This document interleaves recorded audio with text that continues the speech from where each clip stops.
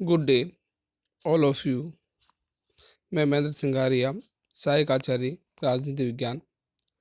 आज की online class में हम गोखले के राजनीतिक वसीयतनामे के बारे में अध्ययन करेंगे।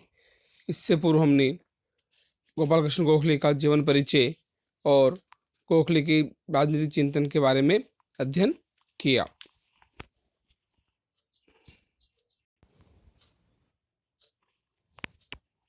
जैसा कि आप देख रहे हैं, लास्ट के जो बिंदु हैं उसमें राजनीतिक वसीयतनामा क्या है, राजनीतिक वसीयतनामा। इसकी बिंदु पर आज हम चर्चा करेंगे। इन सभी बिंदुओं पर हमने पूर्व में चर्चा कर ली।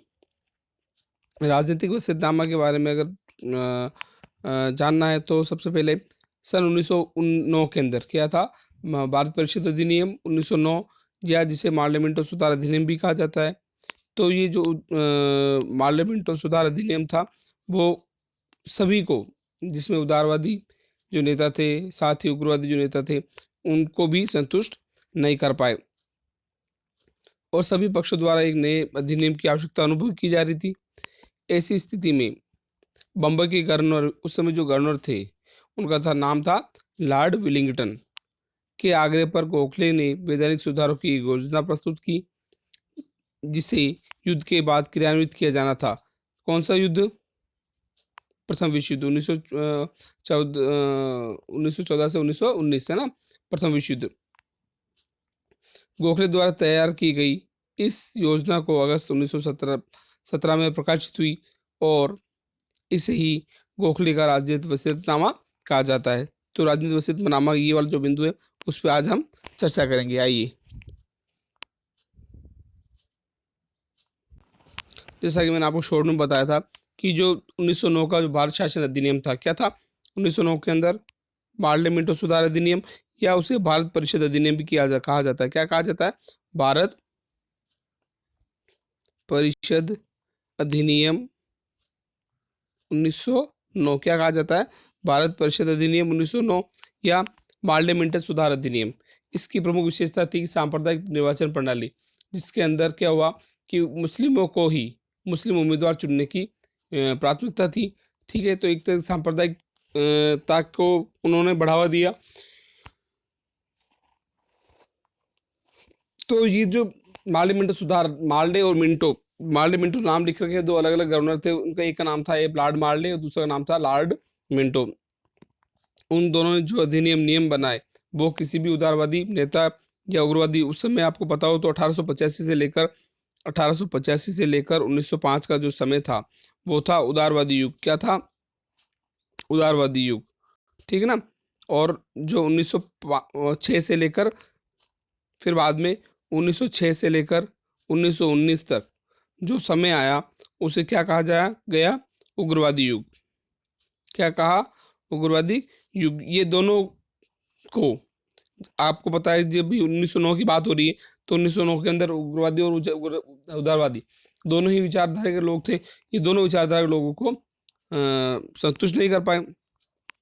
तो 1909 के अंदर क्या हुआ कि पार्लियामेंट सुधार अधिनियम उदारवादी गोखले सहित किसी भी जो उदारवादी और उग्रवादी नेता को संतुष्ट नहीं कर पाए और सभी पक्षों द्वारा एक नए अधिनियम की आवश्यकता को आवश्यकता अनुभव की जा रही थी। ऐसी स्थिति में बंबई के जो गवर्नर थे उस समय, उनका नाम क्या था? लॉर्ड विलिंगटन, के आग्रह पर गोखले ने वैधानिक सुधारों की एक योजना प्रस्तुत की। जैसे मैंने आपको शॉर्ट में बता दिया, वैधानिक सुधारों की एक योजना थी जिसे जिसे युद्ध के बाद, युद्ध का मतलब जो उस समय कौन सा युद्ध चल रहा था? प्रथम विश्व युद्ध 1914 से लेकर 1919।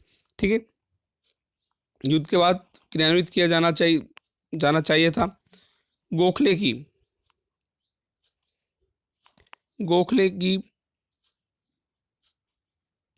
गोखले द्वारा तैयार की गई ये योजना अगस्त 1917 में प्रकाशित हुई और इसे ही क्या कहा जाता है? गोखले का राजनीतिक वसीयतनामा। ठीक है, ध्यान कर लें आप। जो गोखले द्वारा वैधानिक सुधारों की योजना, जिसे क्या नाम दिया गया? गोखले का राजनीतिक वसीयतनामा। गोखले ने इस योजना में तैयार करने में फिरोजशाह मेहता तथा आगा खान से परामर्श किया। प्रांतीय शासन और केंद्रीय शासन के संबंध में एक योजना प्रस्तुत की। ठीक है, किसके किसके संदर्भ में? प्रांतीय शासन और केंद्रीय शासन के संदर्भ में एक योजना प्रारंभ की।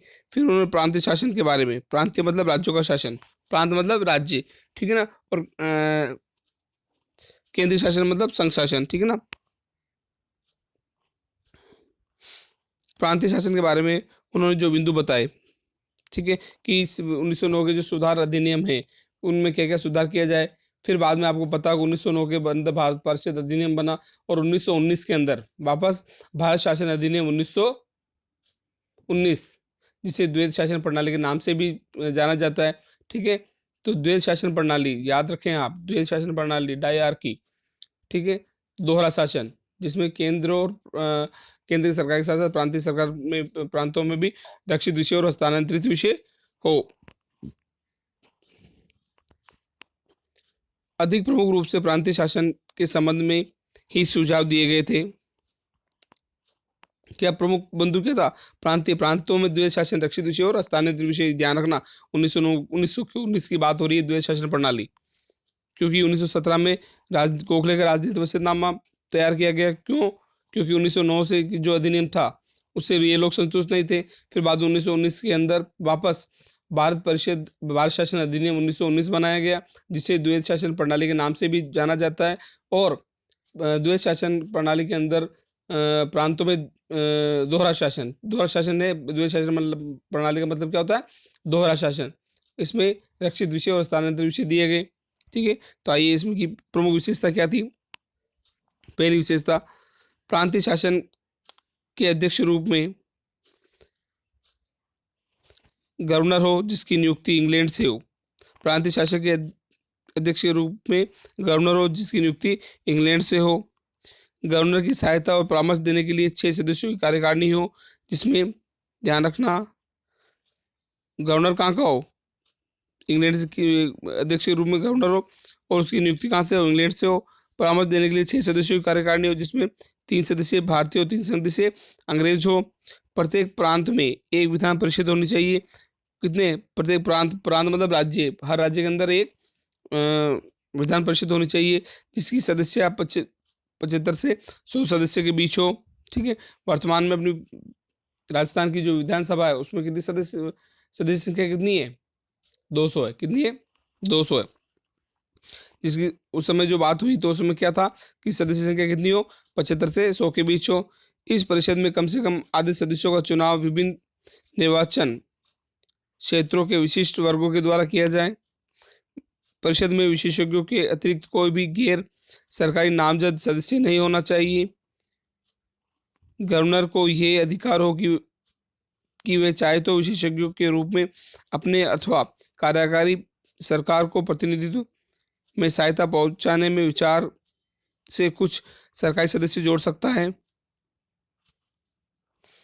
चौथा, प्रांत कार्यकारी सरकार और इस प्रकार गठित विधान परिषद में आपसी संबंध लगभग वैसा ही होना चाहिए जैसा जर्मनी की इंपीरियल गवर्नमेंट और रशिस्टेक व्यवस्थापिका के बीच है। विधान परिषद को प्रांत के लिए कानून निर्माण की शक्ति प्राप्त होगी। ध्यान रखना, प्रांत भी जो राज्य भी या प्रांत भी कानून का निर्माण कर सकेंगे।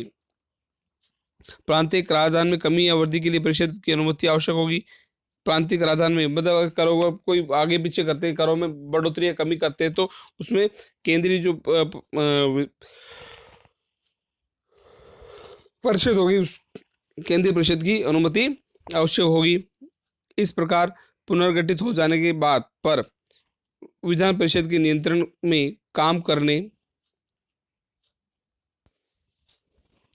वाली इस प्रांतीय सरकार को प्रांत के आंतरिक प्रशासन का पूरा कार्यभार सौंप दिया जाना चाहिए और उसे वस्तुतः स्वतंत्र वित्तीय शक्तियां प्रदान की जानी चाहिए। भारत सरकार के पास प्रांतीय शासन पर नियंत्रण का अधिकार अब नाम मात्र के लिए होना है, जिसका प्रयोग वे बहुत ही कम अवसरों पर करें। प्रांतीय स्वशासन की ये योजना उस समय तक अधूरी रहेगी जब तक उसके साथ दो काम नहीं किए जाए, ध्यान रखना। छठा पॉइंट, प्रथम जो दो काम है वो नीचे बताए गए हैं। प्रथम, जिला प्रशासन को उदार रूप दिया जाए और जिलाधीश के साथ अंशतः निर्वाचित और अंशतः मनोनीत छोटी जिला परिषदें जोड़ दी जानी चाहिए। प्रांतीय जो सभा होगी, जैसे प्रांतों में, प्रांत मतलब एक राज्य, राज्य के अंदर क्या है, सभी जिला, जब सभी जिलों में अभी वर्तमान में क्या है, जिला परिषद है, ठीक है ना। ठीक है, जिला के अंदर प्रमुख कार्यकारी जिलाधीश, जिलाधीश मतलब कलेक्टर, ठीक है ना। ये बिंदु है, छठा बिंदु ध्यान रखें, जोड़ दी जानी चाहिए। और स्थानीय स्वशासन को अत्यधिक विस्तार किया जाना चाहिए। स्थानीय स्वशासन का अर्थ है वर्तमान में ग्राम पंचायत, पंचायत समितियों, जिला परिषदें, ठीक है ना। और नगरीय स्वशासन के अंदर क्या होता है, नगर निगम, नगर परिषद और नगर पालिका, वर्तमान की बात कर रहे हैं हम। ये संस्थाएं ग्राम panchayat, municipal board, taluka board और जिला बोर्ड अपने कर्तव्यों का समुचित रूप से निर्वाह कर सकें, इसके लिए उनके पास पर्याप्त वित्तीय साधन उपलब्ध होने चाहिए। तो ये थी, क्या थी, गोखले का राजनीतिक वसीयतनामा के अंदर जो प्रांतीय विचार शासन संबंधी जो विचार दिए उसके बारे में। प्रांतीय शासन के साथ साथ केंद्रीय शासन अथवा भारत सरकार के पास क्या विषय होंगे, किस चीज़ों में उन्होंने फेरबदल या परिवर्तन कराने की बात कही। तो आइए चलते हैं केंद्रीय शासन के बाद बारे में, जो गोखले का राजनीतिक वसीयतनामा क्या कहता है। केंद्रीय शासन को प्रांतीय शासन पर नियंत्रण का अधिकार केवल नाम मात्र के लिए होगा। केंद्रीय शासन को प्रांतीय शासन पर नियंत्रण का केवल नाम मात्र का अधिकार होगा। केंद्रीय शासन जो प्रांतीय शासन पर नाम मात्र का अधिकार होगा। अतः ये सुझाव दिया गया कि विभागों के पुनर्गठन करते हुए निम्न 6 विभाग, इस प्रकार 6 ही सदस्य होने चाहिए। जो 6 सदस्य हैं वो किन किन, आंतरिक मामले, वित्त, विधि, प्रतिरक्षा, संचार, रेल, डाक तार और विदेश, इनमें कम से कम 2 सदस्य भारतीय होने चाहिए। जो केंद्रीय व्यवस्थापिका थी, जो केंद्रीय शासन था, उनमें 6 सदस्य होने चाहिए और 6 विभाग, 6 सदस्यों को 6 विभाग दिए जाने चाहिए। जो 6 विभाग थे, आंतरिक मामले, वित्त संबंधी मामले, विधि संबंधी मतलब नियम संबंधी मामले, प्रतिरक्षा संबंधी मामले, संचार जिसमें रेल, डाक तार सभी, और विदेश मामले, ठीक है। इनमें से कम, इन जो 6 सदस्यों में से कम 2 सदस्य भारतीय होने चाहिए। जो उन्होंने ये जो सुधारों की जो योजना तैयार की, योजना में ये बिंदु अंकित किए गए थे। दूसरी बात, केंद्र की विधानसभा, सॉरी, केंद्र की विधान परिषद का नाम भारत की विधानसभा कर देना चाहिए, ठीक है। केंद्र की विधान परिषद का नाम विधानसभा कर देना चाहिए। जो वर्तमान किस नाम से जानते हैं, संसद के नाम से जानते हैं, ठीक है ना। विधानसभा की शक्तियां बढ़ा दी जानी चाहिए और सदस्यों की संख्या बढ़ाकर प्रारंभ में लगभग 100 कर दी जानी चाहिए, ठीक है। केंद्र में अभी वर्तमान में लोकसभा, राज्यसभा है। राज्यसभा में अधिकतम संख्या कितनी होती है, 552, ठीक है। और अभी वर्तमान में कितने सदस्य है लोकसभा में, 545। इस प्रकार राज्यसभा में अधिकतम संख्या कितनी है, बताइए आप लोग, 250। और वर्तमान में कितने सदस्य हैं, 245, ठीक है ना। विधानसभा में सरकारी बहुमत का सिद्धांत फिलहाल उस समय तक बना दिया जाना चाहिए। जो उस समय की बात हुई, तो जो विधान परिषद का नाम बदल कर क्या करना चाहिए, भारत की विधानसभा कर देना चाहिए। और उसकी जो संख्या है वो कितनी होनी चाहिए, 100 होनी चाहिए। कितनी होनी चाहिए, कम से कम 100 होनी चाहिए, जब तक प्रांतीय स्वायत्तता के प्रसंग में की गई व्यवस्था का पर्याप्त अनुभव प्राप्त न हो जाए। और तीसरा जो बिंदु है वो है, इस प्रकार गठित भारत सरकार के वित्तीय मामलों में भारत मंत्री के नियंत्रण से मुक्त कर दिया जाना चाहिए और अन्य मामलों में भी भारत सरकार पर भारत मंत्री का नियंत्रण कम कर दिया जाना चाहिए, ठीक है। जो वित्तीय मामले है उसमें भारत मंत्री का नियंत्रण से मुक्त कर देना चाहिए। जो गठित सरकार होगी उसमें जो मंत्री हैं भारत मंत्री के नियंत्रण से मुक्त कर देना चाहिए और अन्य मामलों में भी भारत सरकार के भारत मंत्री का नियंत्रण कम कर दिया जाना चाहिए और भारत मंत्री की परिषद समाप्त कर दी जानी चाहिए। जो पहले चल रही थी उसको समाप्त कर दी जानी चाहिए। तो ये था गोखले का राजनीतिक वसीयतनामा। अब आइए चलिए जो चलते हैं, जो अगला बिंदु है गोखले के आर्थिक विचारों के बारे में हम अध्ययन करते हैं। ठीक है, इसके पहले हमने गोखले के राजनीतिक विचारों का अध्ययन किया और अब गोखले के आर्थिक विचारों के अंदर जो इस टॉपिक का अगला पॉइंट है वो नेक्स्ट जो बिंदु है वो है गोखले का आर्थिक विचार।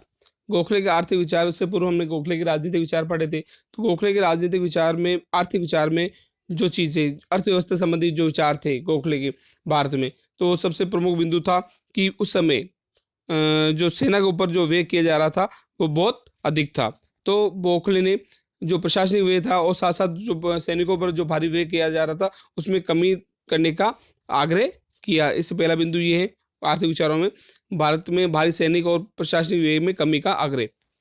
गोखले भारतीय जनता की निरंतर बढ़ती हुई गरीबी को देखकर बहुत चिंतित हो रहे, क्योंकि उस समय जो भारतीय जो लोग थे वो भूखमरी, अकाल, उस समय बात कर रहे हैं भूखमरी, अकाल और इससे ग्रसित थे।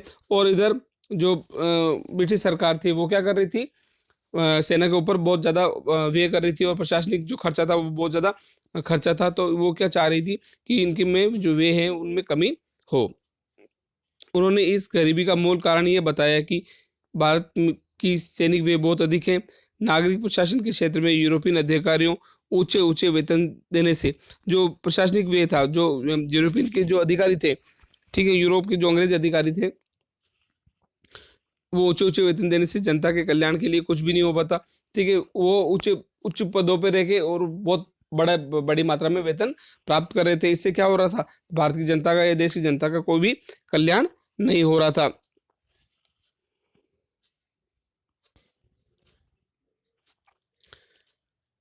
फिर बाद में उस समय एक आयोग बना, उसका नाम था सेलबाई आयोग। के सामने गवाही देते हुए उन्होंने कहा कि भारत में सैनिक व्यय अन्य देशों की तुलना में बहुत अधिक है। जो भारत का जो सैनिक व्यय थे जो और देश की तुलना में बहुत ज़्यादा अधिक है।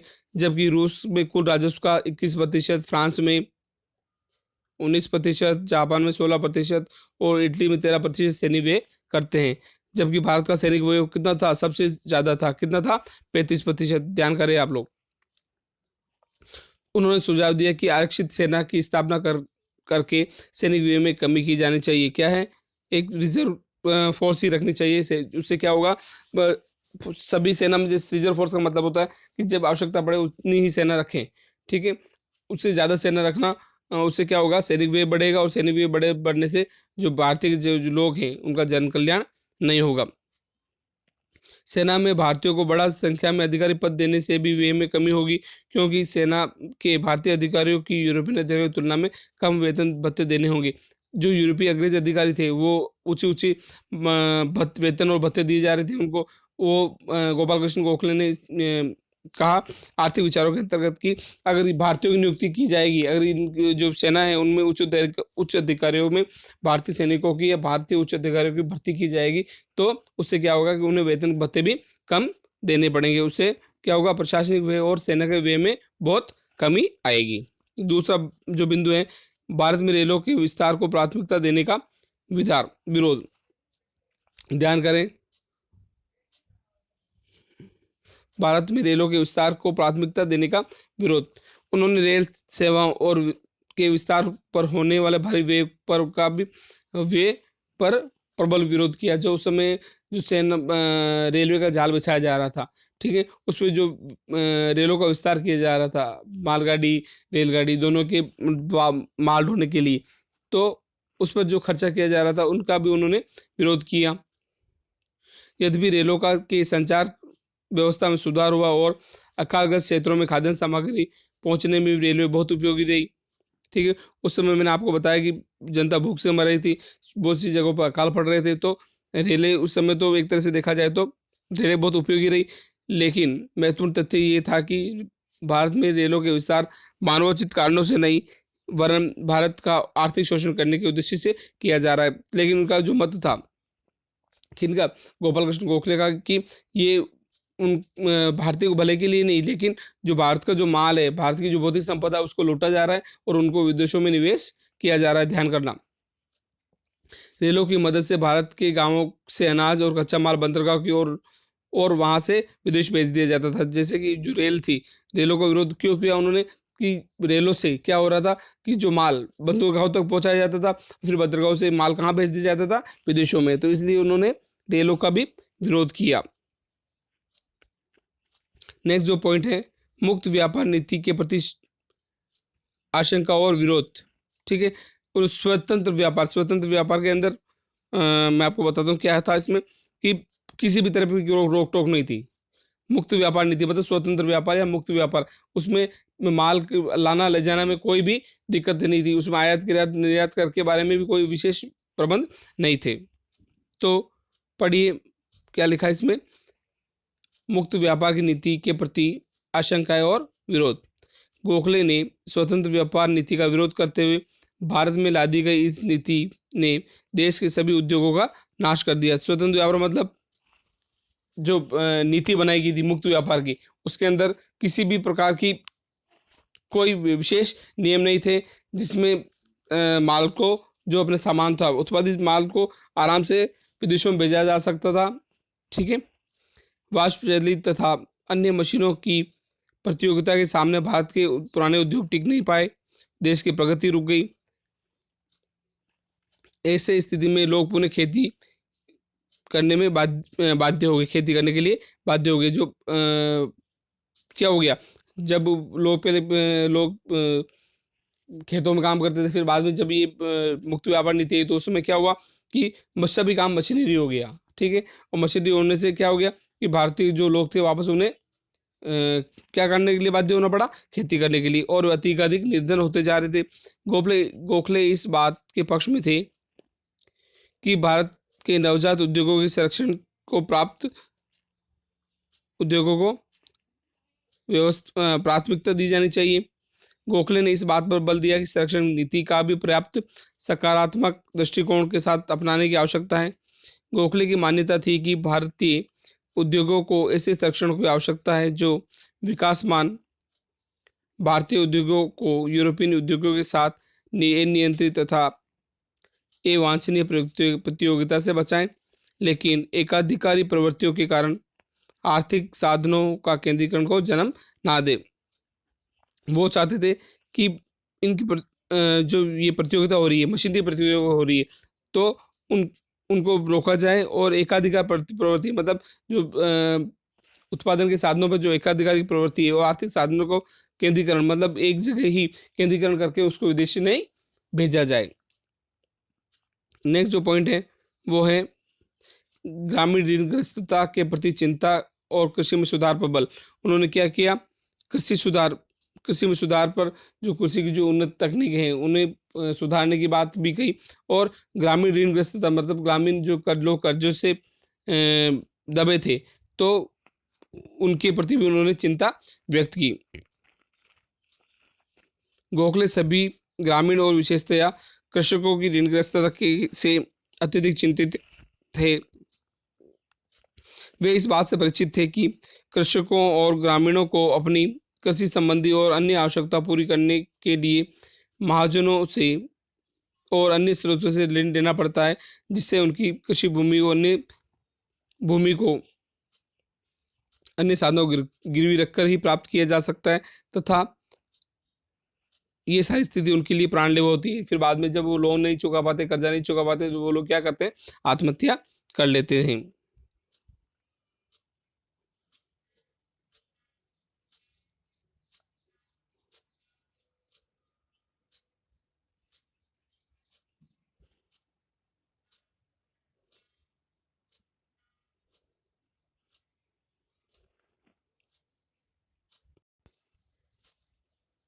नेक्स्ट जो बिंदु है वो है जनता पर करों का भार कम करने के लिए प्रबल। जो जनता से कर लिए जा रहे थे, टैक्स लिए जा रहे थे, उनको कम करने के लिए भी गोपाल कृष्ण गोखले ने अपने विचार रखे। ठीक है। ये अपन पढ़ रहे हैं गोखले के राजनीतिक विचार, अर्थ संबंधी विचार, है ना। गोखले भारतीय जनता पर ब्रिटिश शासन के भारी बोझ से, करों के भारी बोझ से अत्यधिक क्षुब्ध थे, और उन्होंने शासन की आलोचना करते हुए कहा, सरकार द्वारा मनमाने तरीके से करों में वृद्धि के कारण उपभोग की वस्तुओं की कीमतें और परिणाम से जनता के कष्ट बढ़ रहे हैं। कर की व्यवस्था में सुधार के लिए गोखले ने अनेक सुधार या अनेक सुझाव बताए, जिनमें अकाल के समय भू राजस्व की पूर्ण करते हुए कर माफी, मतलब अगर जिस समय अकाल पड़ रहा हो तो उस समय किसी भी तरह का कोई कर नहीं लिया जाए। आयकर से अनुमुक्ति की सीमा में वृद्धि, जिसकी आय जितनी हो उसके आधार पर ही उनसे कर लिया जाए। सूती वस्त्र उत्पादन शुल्क समाप्त करने पे, सूती वस्त्र के जो उत्पादन है उस पर कर समाप्त करने पे, नमक के कर में भी कमी करना, और अंत में उन्होंने पूर्णतः समाप्त करने आदि विचार भी दिए कि धीरे धीरे इन चीज़ों पर जो आवश्यकता वाली चीज़ें हैं उन पर कर नहीं होना चाहिए। नेक्स्ट जो बिंदु है, औद्योगिक विकास पर बल। गोखले ने कृषि के साथ साथ औद्योगिक विकास पर बल दिया, कहा कि इस क्षेत्र में की गई अवहेलना भारतीय अर्थव्यवस्था के लिए बड़ी घातक होगी। उन्होंने